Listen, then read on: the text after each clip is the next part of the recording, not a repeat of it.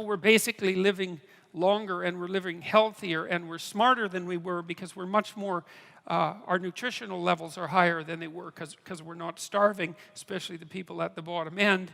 And we're educating people all over the world. The Chinese graduate more engineers every year than the US have engineers.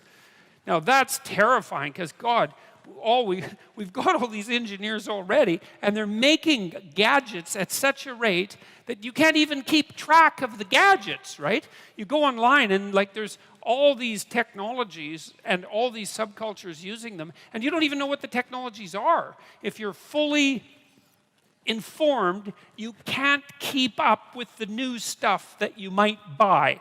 And it's not like it's trivial technology. It's unbelievably powerful technology. Like, I'm in awe of many of the young people that I work with because they're savvier about the technological infrastructure that constitutes the web than I am, because I'm old, and it's hard to keep up as you get old. And they come up with tools to make difficult things very simple, very rapidly. And there's just subcultures everywhere that are doing this at an unbelievably rapid rate. And you go to somewhere like Silicon Valley, and I've spent a lot of time in Silicon Valley, and it has its problems, but Jesus, there's an unbelievable collection of smart people there, and they're working on things like mad, and it's working. You see someone like Elon Musk. I mean, what the hell do you make of someone like that?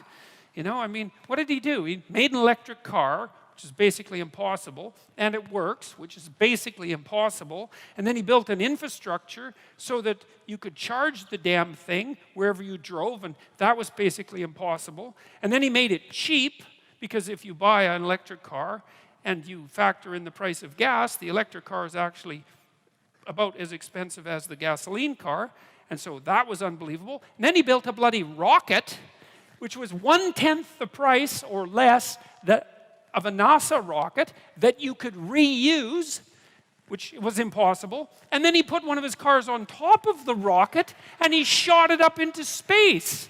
And then this happened, right? This all happened, and he's still alive.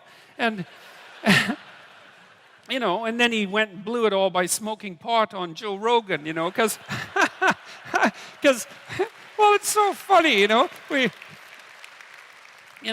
we like our insane geniuses, like predictable and safe. And so we don't want them doing strange things like having a tiny puff of marijuana on a show famous for marijuana. So